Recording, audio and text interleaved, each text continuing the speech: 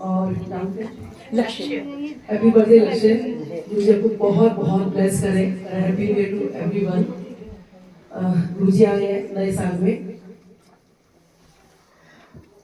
और हर साल नया साल ऐसे सब मनाते हैं हंसी खुशी।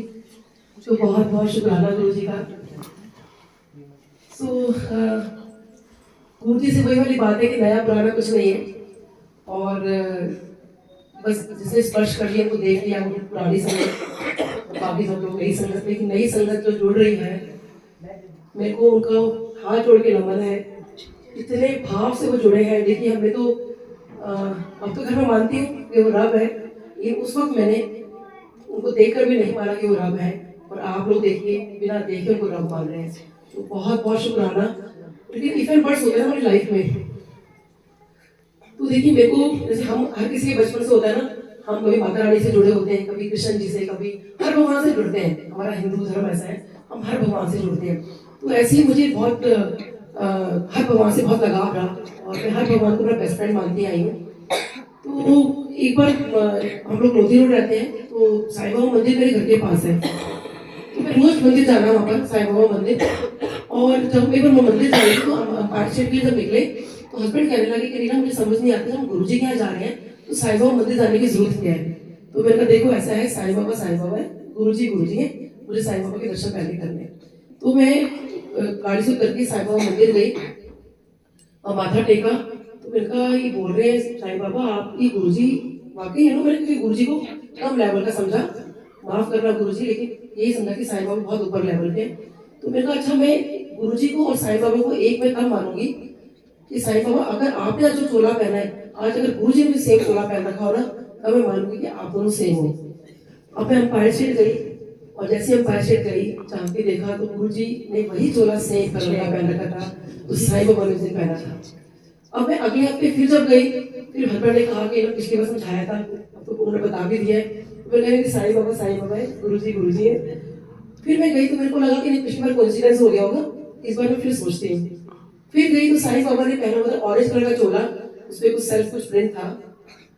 अब मैं मंदिर जाती हूँ, गुरु जी के मंदिर में, आप बिलीव करना संगत जी, चोले में कोई फर्क नहीं था, कपड़े में फर्क नहीं था, रंग में फर्क नहीं था, वही गुरु जी ने चोला पहना था, साईं बाबा ने पहना हुआ था। तो गुरु जी ने मुझे आंसर किया वो एक ही लाइट है। उसके बाद मुझे गुरु जो साईं बाबा है, मुझे कभी ड्रीम में दिखाई नहीं देते, और एक बार मुझे साईं बाबा ड्रीम में दिखाई देते हैं, तो बट शॉर्ट। तो मैं उनसे साईं बाबा से ये पूछती हूँ कि साईं बाबा ये बताओ कि गुरु जी है कौन। क्योंकि मुझे लगता है ना, मैं तो साईं बाबा के बहुत क्लोज हूँ। तो ड्रीम में उनसे पूछती हूँ कि साईं बाबा मुझे बताओ गुरु जी कौन है। कहते हैं, तेरे ये गुरु जी, तेरे को पता ही मेरे से भी 42 बार्स ऊपर है। तो मेरे को 42 बार्स ऊपर है, और कहते हैं कि तेरा तो पता नहीं कोई ऐसा अच्छा कर्म हो गया है तो तू उनके दर्शन भी कर पाई है। तो मैं सुबह सोकर उठी, और मुझे लगा कि साईं बाबा ने ये क्या बोला, ठीक है अच्छा कर्म तो हुआ है, लेकिन 42 बार्स का क्या मतलब है। इसने ही समझ में आया कि साईं बाबा से भी इसका मतलब है कि 42 बार्स यानी कहीं ना कहीं उस लेवल के ऊपर है। अब मेरी एक पेशेंट है, मैं उनको ऐसे ये बता रही थी, मेरे सत्संग तो बहुत शेयरिंग हो रही थी, तो कोई सामने आ गया तो बता दिया। तो मैंने उनको ऐसे बता रही थी, मुझे समझ नहीं आया कि 42 बार्स का मतलब क्या है।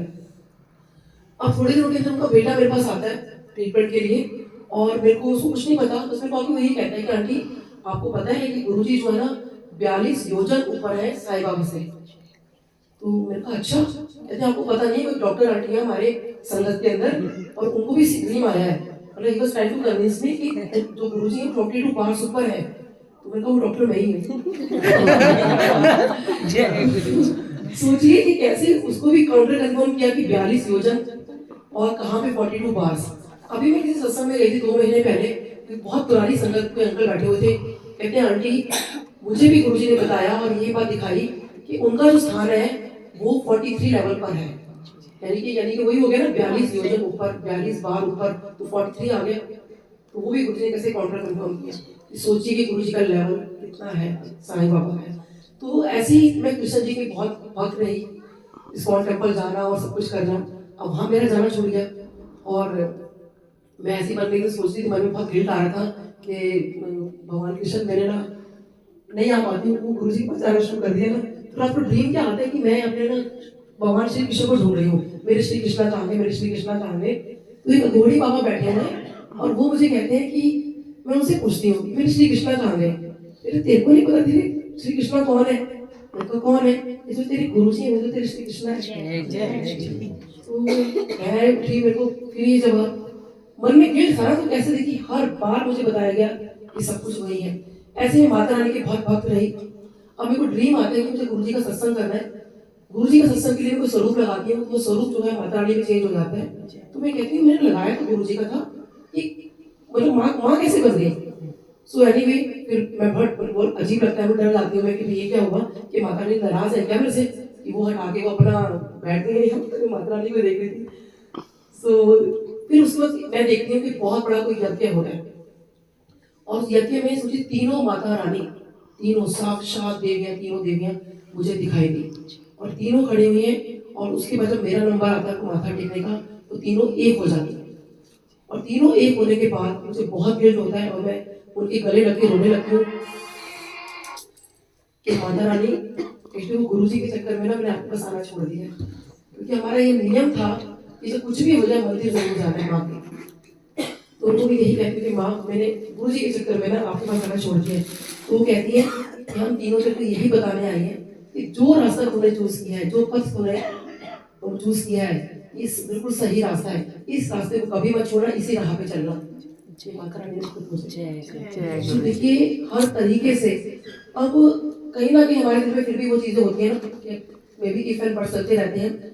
ऐसे ही मैं हनुमान जी को बहुत मानती हूँ। तो पेंडेमिक टाइम में मतलब जब मैं क्लिनिक जाना होता है तो हनुमान जी का चालीसा में जरूर पढ़ती थी। पेंडेमिक टाइम में वो मेरा छूट गया, पेंडेमिक तो खत्म हुआ, रीओपन किया क्लिनिक, तो मैंने हनुमान चालीसा होता ना कि दिमाग में नहीं रहता था, तो भूलना शुरू हो गई। तो एक दिन मैंने गुरु जी का कुछ लगा रही थी मैं, अचानक से हनुमान चालीसा शुरू हो जाती, पहले सुंदरकांड का पाठ शुरू हुआ, जो मैंने कभी बोला था मैं करवाऊंगी, नहीं करवा पाई। मैं कहा चलने को जो चल रहा है, लगाना मैं गुरु जी का था कि सुंदरकांड का पाठ शुरू हो गया। उसके बाद नेक्स्ट ट्यूसडे, वो ट्यूसडे था उस दिन, और फिर नेक्स्ट ट्यूसडे हनुमान चालीसा शुरू हो गई, और वो भी वो वाली जो नॉन स्टॉप चलती है, यानी हनुमान जी ने पूरा कोटा पूरा करवा दिया। तो मैं बहुत खुश हुई इस बात से कि देखो कैसे भगवान अपना पूरा वो दिलाते हैं, याद दिलाते हैं, बाकी सब कुछ वही है। तो मैं बड़ा ओवरवेल्ड थी, मेरे पेशेंट बैठे हुए थे, तो उनको मैंने कहा मुझे बड़ा कुछ शेयर करना है आपसे। तो कहते हैं डॉक्टर साहब बताइए, तो ऐसे ऐसे जो भी मैंने आपको बताया भी ये सब उनको बताया, ये डॉक्टर साहब छोटा सा मुझे भी आपसे शेयर करना है। कहते हैं मेरी सिस्टर ने गुरु जी को मानना शुरू किया है, और वो जो है हमारा मैं उनके घर गया था अभी, तो उनका प्रोग्राम बन गया कि जो बड़े मंदिर चलते हैं। ये तो लड्डू गोपाल जी के बड़ी भक्त हैं, तो लड्डू गोपाल जी जो है कहते हैं कि वहाँ पर उनको रोज भोग लगाती है, वो लंगर का भोग प्रसाद लगाती है, और कहते उस दिन जैसे हमारा प्रोग्राम बना बड़े मंदिर जाने के लिए, तो लड्डू गोपाल जी को कहती है लड्डू गोपाल जी ऐसा है हमारा तो बन गया बड़े मंदिर प्रोग्राम, मतलब जाने का प्रोग्राम बन गया, तो आज मैं भोग लंगर भोग लगाऊंगी, खाली चाय प्रसाद से काम चलाओ, और अगर आपको लंगर करना हो तो बड़े मंदिर आ जाना। तो कहते ऐसे कह के नॉर्मल जैसे कह के भगवान को लेकर जाते कि आज आपने भी लंगर करना है तो बड़े मंदिर आ जाओ। कहते हम सब मंदिर पहुंचे, और जैसे जैसे हम लंगर करने के लिए बैठे, कहते हम 3 लोग थे, और जैसे ही लंगर प्रसाद की थाली आती है, एक आंटी जी आती है, उनके हाथ में लड्डू गोपाल जी थे, और उनके पास उठे कि आंटी मैं यहाँ रखूं, और कहती हूँ लंगर की थाली में 3 लोग थे, चौथे लड्डू गोपाल जी, और देखिए कहते कैसे वो बोल कर आई थी कि लंगर करना हो तो मंदिर आ जाना। अभी आंटी है तो लड्डू गोपाल जी मंदिर लेकर आती होंगी, तो वहीं बिठाना तो सोचिए, आगे पीछे भी आ सकते थे। कैसे दिखाया कि लड्डू गोपाल जी भी लंगर करने लेके बड़े मंदिर पहुंचे। शुक्राना है, तो इसलिए हमें इफ एंड बट्स नहीं करने कि हमारा ये हमारा वो, हम इस भगवान को मानते हैं इसको मानते हैं, आप बस गुरु जी में सब कुछ छोड़ दो, सब कुछ उनके अंडर में है। एक बार मुझे पता किसी पुरानी संगत में सत्संग सुन रही थी, तो उन्होंने यही कहा कि जो शनिदेव है उनकी घुटने में रहते हैं, तो हर कुछ जगह उनके यानी कि चरणों में ही है। एक सुदामा अंकल का मैं जरूर सुनाऊंगी।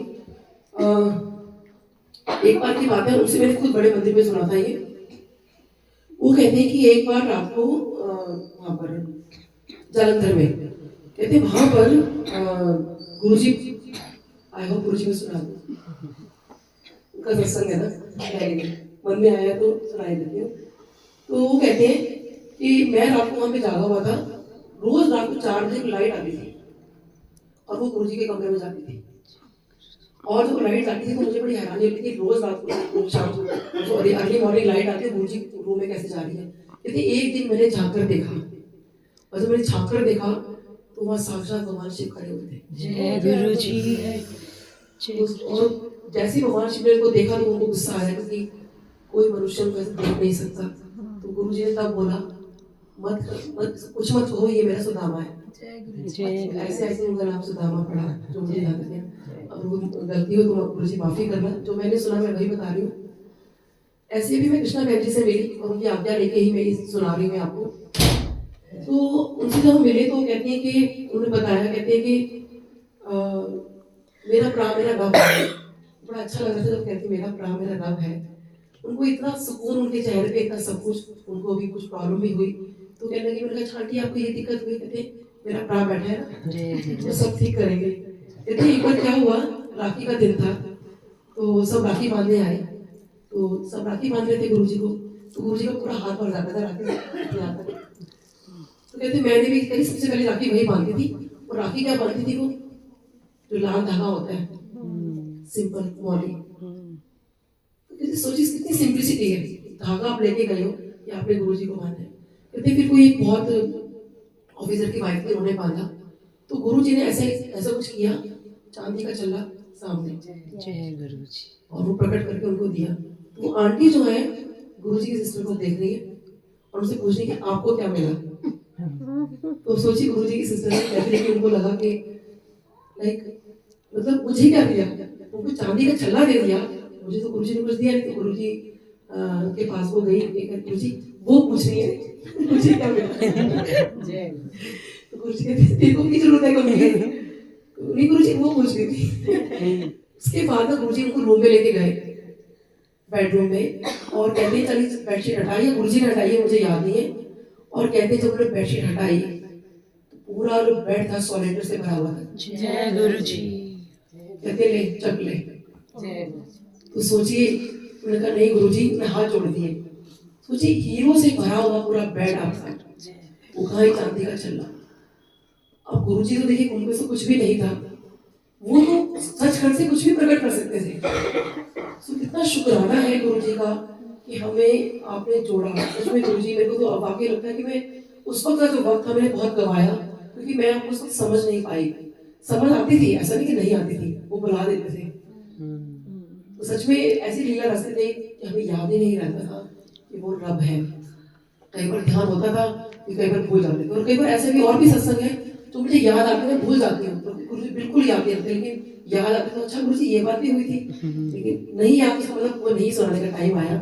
तो इतना शुक्राना है गुरु जी का। और देखिए आज मैं आपके सामने सत्संग शेयर कर रही हूँ, ये मेरी लाइफ भी गुरु जी को दी हुई है, मेरे हस्बैंड की लाइफ, मेरी बेटी की लाइफ, सब गुरु जी ने मेरी बेटी को बहुत ब्लेस किया। जैसे गुरु जी को मैंने डे 1 मांगा था ना कि मैं तेरे ब्लेस कर देता, जब मैंने कहा गुरु जी मुझे ब्लेस दे दो, तो मैं जब गुरु जी के पास गई किसी बात को, बड़ी परेशान थी मैं, तो मैंने गुरु जी से कुछ बोल रही थी मैं गुरु जी को कि गुरु जी ये बात वो बात। तो गुरु जी कहते तो मैं 10 तो मैंने 10 मैं तुम्हें ब्लेस कर देता। उनका हाँ जी गुरु जी। तो संगत जी मैं आज इतना भाव विभोर हो जाती हूँ कि गुरु जी ने खुद साक्षात मुझसे ये बात बोली कि मैं तेनू ब्लेस कर देता। तो ये चीज़ कम है क्या, डायरेक्ट बोला। तो कितना शुक्राना है गुरु जी का। ऐसे मेरे पेशेंट्स हैं, जो गुरु जी ने एक बार कहा कि अपने सहेलियों पेशेंट को लेकर आना, कितने मेरे पेशेंट्स को ब्लेस किया, कितने लोगों को मैं अपने पेशेंट्स को लेकर गई। मेरी एक पेशेंट थी, उनके बहुत हैंड टू माउथ वाली कंडीशन हो गई थी उनके घर की, तो वो गुरु जी के पास गए तो सोचिए उनके इतने नारे के न्यारे हो गए। और बहुत पेशेंट, बहुत ऐसी मेरी पेशेंट थी, तो उनकी किसी नोन को किडनी की कोई प्रॉब्लम थी, तो मेरे पास आई कि डॉक्टर साहब आप ना सप्ताह में किसी को हस्बैंड से कहकर दिखा दोगे। तो मेरे मन में आएगा कि जब से गुरु जी ने मुझे बात बोली थी ना कि अपने पेशेंट को अपने सहेलियों को लेकर आना, तो मेरे जो भी पेशेंट मिलता है तो उसको मैं बताना शुरू करती थी, क्योंकि गुरु जी की आज्ञा थी कि पेशेंट को लेकर आना है, तो जब तक गुरु जी के बारे में बताऊंगी नहीं तो मैं लेकर कैसे आऊंगी। तो वो सत्संग इस तरह स्टार्ट हो गए, गुरु जी के बारे में बताना अपने पेशेंट्स को। तो उनको मैंने बोला इलाज तो ठीक है, अगर आप हो सके क्या गुरु जी के मंदिर में उनको ले जा सकते हो। तो कहती डॉक्टर साहब मैं सब चीज़ों में बिलीव नहीं करती हूँ। मैं कहा कोई बात नहीं, आप एक काम करो उनकी फोटो ले आना। कहते डॉक्टर साहब हमें अपॉइंटमेंट दिलवा दो आप। तो मैंने कहा ठीक है, आप हस्बैंड से मैं बात करके अपॉइंटमेंट दिलवाती हूँ आपको। तो लेकिन ना हस्बैंड के रूम में भी गुरु जी का स्वरूप लगा है, अगर वो नहीं आ सकती, कहते नहीं वो लड़की तो कलकत्ता में है, वो तो नहीं आ सकती, बेड रिडन है, दोनों किडनी की फेल हो चुकी है। तो मैंने कहा एक काम करो, इसकी फोटो लेकर ना गुरु जी के स्वरूप के आगे रख देना। कहती हाँ ये हम कर देंगे। उन्होंने गुरु जी का स्वरूप जो के सामने लड़की की फोटोग्राफ रख दी, लेकिन उसके बाद वो 5 साल मेरे पास नहीं आई ट्रीटमेंट के लिए। अब देखिए मुझे ये लगा कि शायद पता नहीं उस बच्ची का क्या हुआ क्या नहीं, मेरे को लगा कि देखो मैंने कहा डॉक्टर साहब से हेल्प मांगी थी और कहा उन्होंने गुरुजी का नाम ले दिया और टरका दिया हमें, तो पता नहीं इस बच्ची का क्या हुआ क्या नहीं हुआ। 5 साल के बाद उनका फोन आता है, तो मैंने कहा अभी आप आए नहीं 5 सालों में, देखो मुझे कोई प्रॉब्लम नहीं हुई तो मैं क्या अपॉइंटमेंट लेती है आपने। तो कहती अब मुझे दिक्कत है मैं आ जाऊँ, मैं कहाँ पाएंगे। मेरा पहला क्वेश्चन यही था उनसे, कोई डरते डरते पूछा बच्ची का क्या हुआ, कहते हाँ डॉक्टर मैं तो बताना भूल गई, वो लड़की जो है डॉक्टर से क्या कहते दोनों किडनी फेल है, बेड रिडन हो चुकी थी, उसको डॉक्टर ने जवाब दे दिया था, वो लड़की रिवाइव कर ली है। जय गुरुजी। वो लड़की बिल्कुल ठीक है। तो सोचिए कितना शुक्राना गुरुजी का कि गुरुजी ने कैसे मुझे बोला था कि मेरे पेशेंट ब्लेस्ड है, तो डेफिनेटली वो मेरे हर पेशेंट को ब्लेस कर रहे हैं, मतलब सभी को ब्लेस कर रहे हैं, लेकिन बात उन्होंने डायरेक्ट बोली। ऐसे मेरे हस्बैंड को बोला था अपने दोस्त को लेकर आना, आप वही वाली बात है ना कि उस वक्त हमें पता कैसे बोले किसी को ना, तो इनको पता चला कि इनके एक दोस्त उनका लिवर फेलियर हो गया, लिवर सिरोसिस हो गया था और डॉक्टर से जवाब दे दिया था। सोचिए खुद डॉक्टर है इतने बड़े, डॉक्टर ने जवाब दे दिया। उसके बाद वो जब हस्बैंड को बोला अपने दोस्त को लेकर आना, तो उन्होंने यही कहा जब पता चला कि मेरे कैसे गुरुजी हैं और आप चल सकते हो। देखिए जब किसी को पता होना तो इसका वक्त खत्म होने वाला है, वो हर जगह मार्केट देखता है, तो उन्होंने कहा मैं जरूर चलूंगा। तो वो जो है मेरे हस्बैंड जो है हमको लेके गए गुरुजी के मंदिर में, लंगर प्रसाद कराया और लंगर किया, और वो पेशेंट आज भी जो है डॉक्टर ही से आए। ये 2004-5 की बात है, 20 साल होने को आया, बिल्कुल ठीक है। सो कितना शुक्राना है गुरुजी का। ऐसे मेरे पेशेंट उनकी मदर को कैंसर बता दिया था और ये कह रहा था कि 6 महीने का टाइम है, और जब मैं गुरुजी से बोला था तो ऑब्वियसली उनको मैंने बताया, उनको मैं वहाँ लेके गई और गुरुजी ने यही बोला कि कल्याण हो। और देखिए वो मेरी 2004 की बात है और वो मेरी पेशेंट आज भी शी इज अलाइव। तो कितना शुक्राना है देखिए गुरुजी के वो कल्याण हो शब्द में, कोई ऐसी वो नहीं था कि गुरुजी ने ऐसे बोल दिया। ऐसी मेरी मदर को गुरुजी ने लाइफ ब्लेस की, अब तो मेरे मदर फादर दोनों गुरुजी के चरणों में है।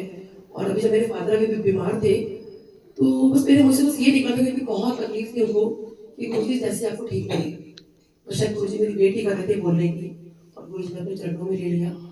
तो जहाँ भी होंगे मुझे पता है गुरुजी का टेक केयर कर रहे होंगे। तो ऐसे मेरी मदर को ब्लेस किया। मेरी मदर कभी नहीं मानती थी गुरुजी को, उनको लगता था उन बाबाओं के चक्कर में नहीं पड़ना चाहिए और मुझे बहुत गुस्सा करती थी कि तू गुरुजी के पास मत जाया कर। और मेरी मदर की बात मेरे लिए पत्थर की लगी है और मुझे लगा कि मेरी मम्मी ने मना कर दिया तो गुरुजी के पास कैसे जाऊँ। तो मैंने अपनी मम्मी से बात करना कम कर दिया, जब भी पूछे तो गुरुजी के पास गई थी तो मैं झूठ कैसे बोलूँगी ना उनको, मैंने अटकून कर देती थी कि मम्मी अच्छा अभी बात करती हूँ कल बात करती हूँ, ऐसे हो गया था। सो लेकिन देखिए मैंने गुरुजी से प्रे किया, मैंने गुरुजी प्लीज मेरी मदर को आप जोड़ो।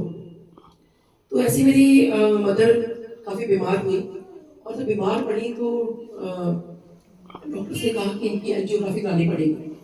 तो मैंने कहा कि भाई मुझे पता चला वो था मंडे का दिन, तो मंडे को डॉक्टर्स ने कहा कि इनकी एंजियोग्राफी कराओ और हो सकता है अगर हमें एंजियोग्राफी कराते कराते इनका हो सकता है पहले नहीं करनी पड़े, स्टेंट डालना पड़े या बाईपास करनी पड़े, मोस्ट प्रॉब्ली बाईपास में चली जाएंगी। तो आप कल रेडी रहो, ट्यूसडे का दिन था। तो मैंने हस्बैंड से कहा मैंने कहा ऐसा है कि गुरु जी के बिना पूछे तो मैं कुछ नहीं करूँगी, क्योंकि मैं हर चीज़ गुरु से पूछ के करती थी। तो मैंने इनसे बोला तो उन्होंने कहा गुरु जी तो बैठेंगे थर्सडे को, उस दिन मंडे था, थर्सडे को शाम को जाएंगे तो फ्राइडे जाके कुछ डिसीजन होगा, थर्सडे शाम को डिसीजन होगा। तो मेरी सिस्टर्स वगैरह कहने लगी कि नहीं नहीं मतलब दीदी तो बहुत आप डॉक्टर हो के क्या कर रहे हो, और सब और भी अपने एडवाइस दी। और डॉक्टर्स ने भी कहा कि समझ नहीं आता तुम डॉक्टर हो, मेरे को भी गुस्सा किया डॉक्टर्स ने, अब डॉक्टर हो कि समझ नहीं पाया कि उनकी क्या कंडीशन है। अब उनको मैं क्या बताऊँ कि मुझे गुरु जी के पास जाना है, कोई तो बिलीव नहीं करेगा ऐसे। तो मैंने कहा डॉक्टर साहब 2-3 दिन दे दो मुझे आप। कहते हैं ऐसा है, वो गुस्सा हो गए क्योंकि डॉक्टर साहब के फ्रेंड थे, तो वो गुस्सा हो गए। कहते अगर आपको अपनी मदर को नहीं रखना ना यहाँ पे, कल कुछ नहीं करवाना, अपनी मदर को इसी तरह डिस्चार्ज कराओ, तो फिर शाम को डिस्चार्ज नहीं होता और अपनी मदर को आप ले जाओ अपने रिस्क पर, वी आर नॉट रिस्पॉन्सिबल। मेरा ठीक है डिस्चार्ज करो अपने गुरु जी के फेथ पर, मेरे को डिस्चार्ज कर दो। रात को अपनी मम्मी को डिस्चार्ज करा के हम घर ले आए। मुझे पता है पूरी रात हमारी कैसे निकली, फिर मैंने कहा गुरु जी प्लीज देखो मैं थर्सडे को आ रही हूँ, मम्मी को ठीक करना। थर्सडे को वही था, मैं गुरुजी के पास गई, मम्मी का स्वरूप पापा का दोनों का लेके गई थी। मैंने कहा गुरुजी को बताया, मतलब गुरुजी मेरी मम्मी ऐसे ऐसे मतलब बताया जो भी था सारा, ऐसे ऐसे डॉक्टर्स ने ना एंजियोग्राफी कर बताई है। गुरुजी आराम से बैठे हुए एकदम से आगे थे, ना ना ना ना एंजियोग्राफी ना कराई। जब गुरुजी ने बोलते कि एंजियोग्राफी ना कराई तो डेफिनेटली मैं बाहर आई, मेरी मम्मी को बताया, मैंने कहा गुरुजी ने मना कर दिया कि एंजियोग्राफी ना कराई। मम्मी भी बड़ी खुश तो उनका ट्रीटमेंट देखिए, डॉक्टर के क्या अग्रवाल की वो पेशेंट रही, और उनका ट्रीटमेंट देखिए, डॉक्टर ने इतने अच्छे डॉक्टर वो भी थे जिन्होंने पूरा का पूरा ट्रीटमेंट, कंजर्वेटिव ट्रीटमेंट हुआ मम्मी का, और मम्मी ठीक रहे। और गुरु जी ने उनको 10 साल लाइफ दी, क्योंकि उस टाइम उन्होंने भी हमें हिंट दे दिया था कि आपकी मम्मी के पास ज़्यादा वक्त नहीं है। तो मेरी मम्मी ने उस टाइम गुरु जी से मम्मी शायद ये प्रे किया था कि मेरी छोटी सिस्टर की शादी नहीं हो पा रही थी, सबसे छोटी की, कि उसकी शादी हो जाए, बस मैं वो देख लूँ, उसके बाद गुरु जी आप जो मर्जी करना है। तो उसकी शादी के बाद 1.5 साल बाद फिर गुरु जी ने अपने चरणों में बुला लिया। अब जब मम्मी ठीक हो गई तो मेरी मम्मी से कहा, मैंने कहा मम्मी गुरु जी का शुक्राना करने थैंक यू बोले तो चले जाओ गुरु जी के पास। तो मम्मी फिर जब वहाँ गई तो उससे मैं नहीं जा पाई थी। तो जब मम्मी वहाँ पर गई ना, तो जब वो एम्पायर से जा रहे थे, पहली बार जा रहे थे, तो मन में सोचते सोचते जा रहे थे कि गुरु जी यहाँ तो लंगर प्रसाद मिलता है, जैसे मैंने बताया था उनको कि ऐसी ऐसी चीज़ें कुछ छोड़ना, मतलब कुछ खाना है अपने। तो मेरे तो डॉक्टर से सब कुछ मना किया हुआ है, ये भी नहीं खा सकते, वो भी नहीं खा सकते, और मेरा इतना मन करता है सब कुछ खाने का, मैं ये भी खा लूँ, केक भी खा लूँ, क्योंकि उस दिन शायद मेनका गांधी आंटी का बर्थडे था, तो उस दिन शायद वो केक सेरेमनी भी थी। तो खैर उनको तक नहीं पता था, लेकिन उन्होंने यही कहा कि मैं सब कुछ खाना चाहती हूँ, लेकिन गुरु जी कुछ खा नहीं पाती। कुछ अपने मन में जो भी खाने पीने के विचार चल रहे थे, वो बोलती बोलती आ रही थी। अंपायर से आई, तो जैसे अंदर आई तो कोई सेवादार अंकल खड़े थे, उन्होंने कहा अंकल आंटी आप ना ऊपर जाके बैठो फर्स्ट फ्लोर पे। तो मम्मी ने कहा अंकल को 2 सीढ़ियाँ चढ़ी, मेरे को चढ़नी मुश्किल हो गई, फर्स्ट फ्लोर पे सीढ़ियाँ चढ़ ही नहीं सकती। और उन्होंने कहा आंटी पौड़ियाँ चढ़ते जाओ, ठीक होते जाओ। उसके बाद फिर मम्मी को कंजर्वेटिव ट्रीटमेंट मिला, मतलब मम्मी को 10 साल हो गए कि कैसे वो सब कुछ सीढ़ियाँ चढ़वा दी गुरु जी ने इतने हार्ट पेशेंट को, और कैसे मम्मी को ठीक किया।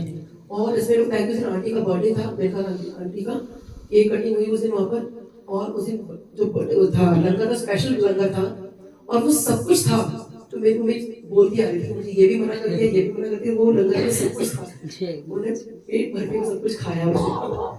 ऐसे मेरी मम्मी जो नहीं मानते थे गुरु जी को भी, एक दिन उनका फोन आया मेरे पास, कहते नीलम आज मैं तेरे गुरु जी को मान गई, और मैं ये भी मान गई कि गुरु जी जो है भगवान शिव है। तो मैं बहुत हैरान थी कि मम्मी आप बोल रही हो ये बात? कहते मैं बता रही हूँ।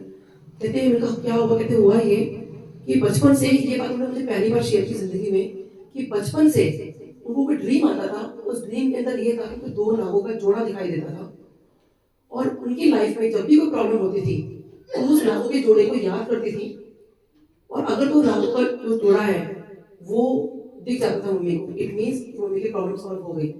अगर वो नहीं दिखा इसका मतलब है संकट आने वाला है। तो लेकिन मम्मी ने हमें लाइफ में कभी नहीं बात बताई, कितना लेट मम्मी बताया। तो कहती है कि मैं रात को बस ये परेशान थी क्योंकि मेरे को ना डिप्रेशन हो गया था किसी बात पर, और वो काफी टाइम चला, और इतना सीवियर डिप्रेशन हो गया था कि जो डिप्रेशन की दवाई होती है वो आधी गोली अगर आप किसी को दे दो तो नींद आ जाती है। डॉक्टर ने मुझे 3 बताई थी, और चौथी में चोरी छुपे खाती थी, क्योंकि मेरे को नींद नहीं आती थी, मैं बहुत परेशान रहती थी, बहुत प्रॉब्लम हो गई थी मेरे को। तो मेरी ऑब्वियसली मदर बहुत परेशान थी।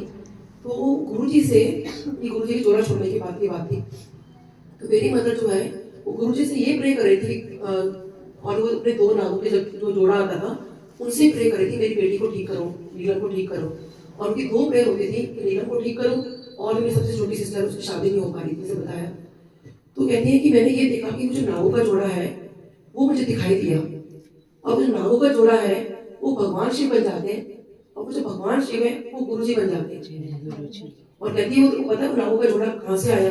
वो बड़े मंदिर से निकल कर आया। और कहते हैं कि तो वो भगवान मतलब गुरु जी बन गए, और उसके बाद गुरु जी ने कहा तो हाँ 10। तो वो यही 2 प्रेयर कर रही थी गुरु जी से, गुरु जी मेरी नीलम बेटी को ठीक कर दो और छोटी बेटी की शादी करा दो। तो गुरु जी ने कहा कि मुंडा आसपास देखो। तो हम तो आसपास देखने लगे क्योंकि वो उसके आसपास है। सो अब वो मैरिड है, हैप्पीली मैरिड है। गुरु जी उसको कहा था जा ऐश कर।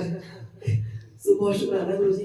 अब मेरी बारी आई तो गुरु जी ने मेरी मम्मी को ये कहा कि नीलम को बोल देना अगर मेरा कहना नहीं माना तो उसके ऊपर अपने उसके सर से अपना हाथ हटा दूंगा।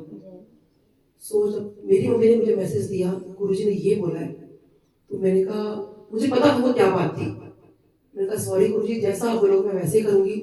इसलिए जैसा वो बोले ना संगत जी उनमें आप रम जाओ। कोई इफेक्ट बर्ड्स नहीं, बहुत इफेक्ट बर्ड्स लगा रहे थे मैंने। सोची गुरु जी ने क्या बोला मेरी मदर को, मेरे सर से हाथ उठा लो बस, और वो देखिए उनका कुछ हाथ चाहिए सर पर। सो वो गुरु जी की वार्निंग थी, लेकिन सोचिए कैसे मेरी मदर को सब कुछ दिखाई दिया।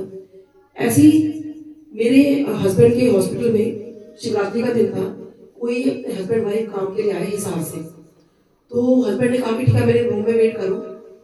तब तक वो नहीं जानते थे कि जिस जगह वो जा रहे हैं वो मॉर्चरी है। मॉर्चरी में सबको सबको पता है कि यहाँ डेड बॉडीज रखी जाती हैं। तो हस्बैंड का जो रूम था वो फर्स्ट फ्लोर पे था। उन्होंने कहा मेरे रूम में वेट करो। उस दिन शिवरात्रि का दिन था, तो उनको पता चला कि नीचे डेड बॉडीज पड़ी है सारी और वो ऊपर रूम में बैठे हैं। वो आंटी बहुत डर गई और उनको लगा कि ये डॉक्टर ने कहाँ बुला लिया हमें, इतना तो होना चाहिए, मॉर्चरी में ना बुला के कहीं और बुला लेते हमें। और उन्होंने डॉक्टर साहब को कहा कि डॉक्टर साहब आपको इतना तो होना चाहिए था, हमें कहाँ बुला लिया आपने। जिस तरीके से उन्होंने बोला हस्बैंड को अच्छा नहीं लगा। मतलब मन में सोचा कि खुद तो अपने काम के लिए आया और मुझे कह रहे कि मैंने कहाँ बिठा दिया, तो जहाँ मैं बैठता हूँ वहीं तो बिठाऊंगा। तो उस हस्बैंड जो है कमरे से गुस्से से निकल गए बाहर। तो उनको थोड़ी देर में रियलाइज हुआ कि नहीं भाई इतनी दूर से आया है, तो चाय कॉफी तो पिलाई दे इनको। तो वो अंदर आए तो चाय कॉफी पूछा। तो वो अंदर आए तो उनको गेट से देखा कि वो आंटी रो रही थी बहुत ज्यादा।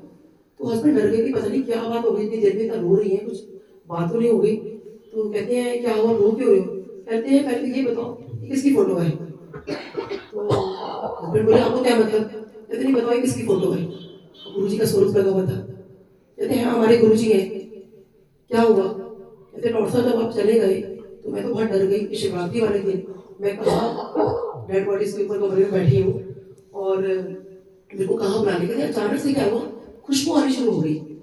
तो हमें लगा कि शायद यहाँ पर कुछ मेरे अगरबत्ती वगैरह लगा दी होगी ताकि भी स्मेल वगैरह ना आए। तो डॉक्टर साहब ने कहा नहीं यहाँ ऐसा एक रूल नहीं है, हॉस्पिटल वगैरह में पैसे को नहीं लगा सकता। कहते मेरे को बहुत खुशबू आई, कुछ गुलाबों की खुशबू डॉक्टर ने बताया, मेरे को खुशबू आनी शुरू हुई। और उसके बाद कहती जब इस फोटो की तरफ, क्योंकि और कुछ कमरे में था नहीं, कहते इस फोटो की तरफ मैं देखने लगी। अचानक से जो फोटो थी उसमें त्रिशूल बन जाता है, ओम बन जाता है और इसमें से एक हाथ निकलता है और मेरे सर पे रख देता है। और कहती मैं बहुत डर गई और रोने लगी कि ये क्या हो रहा है। उनको लगा कि मॉर्चरी में बैठी है तो पता नहीं यहाँ पे क्या क्या ऐसे नजारे हो रहे हैं। अब ये चीज़ तो हमारे लिए भी नहीं थी, हस्बैंड के लिए भी नहीं थी। तो उन्होंने यही कहा कि अब जिस काम के लिए आए हो, क्योंकि जिस काम के लिए वो आए थे, आप करोड़ों रुपया भी दो तो हॉस्पिटल में नहीं हो सकता था। तो वो सिफारिश लगाने आए थे हस्बैंड की, बट हस्बैंड बहुत ऑनेस्ट है, उस काम में तो पढ़ते नहीं है। और उन्होंने यही कहा कि ये काम मैं नहीं, उन्होंने मना कर दिया था कि ये काम नहीं करा सकता। तो उन्होंने कहा कि तो उनका आपके सर पे हाथ आ गया ना तो आपका समझो काम हो गया। और संगत जी बिलीव मी कि वो जो काम उनके बेटे का होना था उस थोड़े टाइम के लिए कुछ रूल रेगुलेशन निकले, उनके बेटे का वो काम हो गया। क्योंकि करोड़ों रुपया देकर भी नहीं हो सकता था। सो भगवान जो है सोचिए कि बिल्कुल मेरे वर्ड ही खत्म हो जाते हैं, मुझे क्या बोलूँ आपको। आप रब भगवान सब कुछ हो, बस उन पे आप सब कुछ छोड़ दो, कोई इफ एंड बट्स नहीं, कोई कुछ नहीं। और वो जाने सब कुछ जानते हैं आपके बारे में, एक एक पल की खबर रखते हैं, एक एक पल की। आप बाहर क्या बात कर रहे हो, अंदर क्या बोल रहे हो, आपके मन में क्या चल रहा है। ऐसे एक बार हस्बैंड के पेट में बहुत ज्यादा दर्द था, तो मैंने हस्बैंड को बोला, डायग्नोज नहीं हो पा रहा था। तो हस्बैंड को मैंने कहा गुरु जी के पास जाएंगे, गुरु जी को बता देना पेट में बड़ा दर्द है। जब हम पैरासाइट पहुंचे तो मैंने हस्बैंड को बोला मैंने बोल देना। तो हस्बैंड कहते हैं बड़ा अजीब नहीं लगेगा कि मैं खुद डॉक्टर हूँ और गुरु जी से बोल रहा हूँ। तो मैंने कहा बोल देना कोई बात नहीं। जब अंदर आए तो इशारा किया, मैंने कहा बोलो। हस्बैंड ने बोला कि गुरु जी पेट में बड़ा दर्द है। कहते नहीं खुद के डॉक्टर इलाज मेरे को पूछता मैंने मैंने कहा गुरु जी कहते नहीं खुद के डॉक्टर इलाज मेरे को पूछता थे। तो उनको पता था क्या बात कर रहे हैं और उन्होंने देखिए वही बात बोली। और बस ये था, मुझे कुछ नहीं कहा कि ये इलाज वो इलाज, ब्लेसिंग्स दे दी। और अगले दिन जब हस्बैंड डॉक्टर के पास गए तो उनका वो डायग्नोज भी हो गया और उनको राइट दवाइयाँ मिलनी शुरू हो गई। इतने टाइम तक डायग्नोज नहीं हो पाता। सो कितना शुक्राना है गुरु जी, देखिए आपकी कहने मतलब वही है, हर पल सुनते हैं। ऐसे मैं अपनी फ्रेंड को लेके गई, उसको जब मैं लेके गई तो वहाँ पर जब अंदर आई और जब हम लोग बाहर निकल फायर स्टेट से, तो बाहर निकलते के साथ उसने मुझे ये कहा कि मैं आज के बाद यहाँ कभी नहीं आऊँगी, मुझे यहाँ आके बिल्कुल अच्छा नहीं लगा। तो आप सोच सकते हो कि गुरु जी के बारे में तो ये बात बोले कि मुझे यहाँ आके अच्छा नहीं लगा। तो मैंने कहा ठीक है, मतलब अंदर से गुस्सा तो था लेकिन क्या कर सकते थे। बट वो राइट मुड़ी, जैसी लेफ्ट मुड़ी अगेन शी टर्न अराउंड, तो मुझे गुरु जी के पास दोबारा जाना है। उनका आज्ञा लेके गुरु जी के पास नहीं जाते, मेरे को डांट पड़ जाएगी, आज तक तो पड़ी नहीं फिर आज पड़ जाएगी, आज्ञा लगेगा गुरु जी के पास वापस नहीं जाते, इसलिए तो मुझे लेकर चल। और वो जबरदस्ती उसने की, मुझे लाना पड़ा। मैं कहती डांट भी खा लेना मेरे लिए, मैंने जरा डांट भी खा लूंगी चल। कहती गुरु जी से मैं इंट्रोडक्शन करवा देता। तो जैसे उसने माथा टेका, मुझे अपनी दो फ्रेंड्स को लेके गई थी मैं, कि जैसे उसने माथा टेका और मैं I was just about to say कि गुरुजी मतलब गुरुजी कहते चल जा बड़ी आई डॉक्टर नहीं की वकील, तो देखिए गुरु जी को पता है कि अब मुझे बड़ी हैरानी, मैंने बताया कि वो डॉक्टर नहीं है।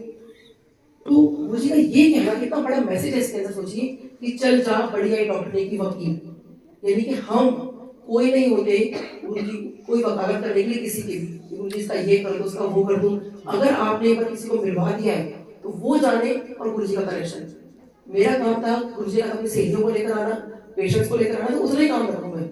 तो मेरे को वकालत करने की किसी की जरूरत नहीं, ना हम कोई कॉल करेंगे, बस अपना डायरेक्ट कनेक्शन जो है ना ये आप बनाइए। अब एक डायरेक्ट कनेक्शन से मुझे ये याद आया, आज भी समझ में आता है कि डायरेक्ट कनेक्शन क्या होता है। एक बार गुरुजी ने मेरे से पूछा फायर स्टेट में कि तुम यहाँ पे कब कब आते हो। तो मैंने कहा गुरुजी आपको तो पता है ना मेरा क्लिनिक होता है सुबह से लेकर रात तक, तो मैं तो यहाँ तब आती हूँ जब मुझे टाइम मिलता है। तो माफी गुरुजी, लेकिन मैंने गुरुजी से ऐसे ही बोला गुरुजी जब मुझे टाइम मिलता है मैं तब आती हूँ।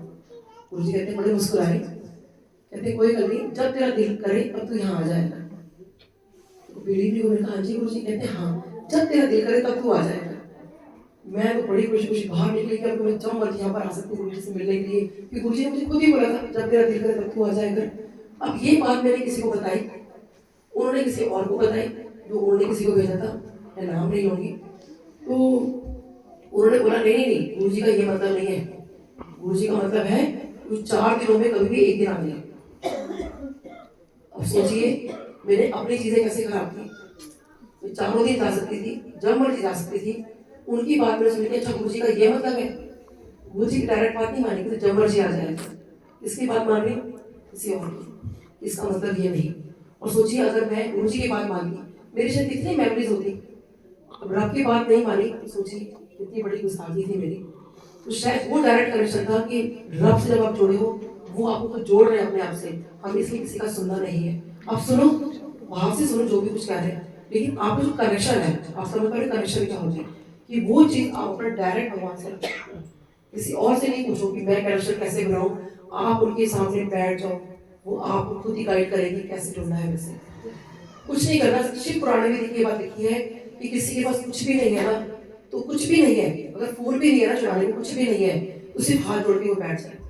अब इसी बात से मुझे याद है कि पेंडेमिक टाइम में तो गुरुजी हमें बाद में कहते थे कि डॉक्टर अब 15 दिन में एक बार, तो अब पेंडेमिक टाइम में मंदिर जा नहीं सकते थे। तो मैंने कहा गुरुजी 15 दिन तो हो गए, मैं क्या करूँ। तो ऐसे आवाज आई, इसलिए बताओ गुरुजी कह रहे तू नहीं आ सकती, मैं तो आ सकता हूँ तेरे घर। वो सत्संग का उन्होंने दिमाग में डाला, तो गुरुजी 4 लोगों में सत्संग, तो फिर क्या बात है ना। तो मैंने कहा गुरुजी लेकिन यहाँ पे कुछ फूल नहीं है, कुछ भी नहीं है, मतलब मैं तलवार कैसे लगाऊंगी। तो रात को मैं सोचते सोचते सो गई, क्योंकि फूलों का इंतजाम कुछ हो जाएगा, क्या हस्बैंड से बोल रही थी, अगर मैं पेंडेमिक टाइम में तो कैसे होगा ना फूलों का इंतजाम। तो सोची रात को मुझे ड्रीम में गुरुजी दिखाई देते, साक्षात गुरुजी बैठे हुए सिंहासन पर, और गुरुजी के चरणों में से मनी प्लांट लगा हुआ है। तो बस कोई आइडिया दिया, हमने जब सत्संग करवाया तो मैंने खाली मनी प्लांट लगाया और कुछ नहीं लगाया। ये है देखिए हमारे गुरुजी, बिल्कुल सिंपलिसिटी, कोई वो नहीं कि हमें बहुत कुछ सजाना है, कुछ करना है। एक बार ऐसी दिवाली की रात थी अंपायर स्टेट में, वो मंगलवार का दिन था और हमें पता चला कि दिवाली सेलिब्रेट हो रही है, गुरुजी बैठे हुए हैं। तो ऑब्वियसली हम तैयार व्यार होकर वहाँ पे गए।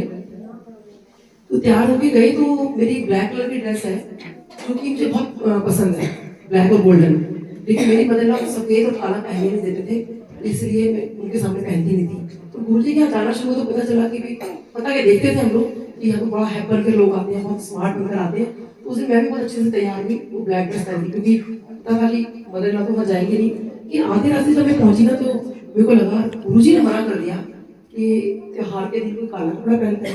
तो मुझे लगा कि ड्रेस में तो पहन ही नहीं पाऊंगी, और लेकिन कुछ कर नहीं सकते थे। अंपायर स्टेट पहुंची, और जब मैं वहाँ पहुंची तो मैं देख रही थी शायद अब किसी ने काले कपड़े पहने हो, और ताकि मेरी ट्यूनिंग हो जाए।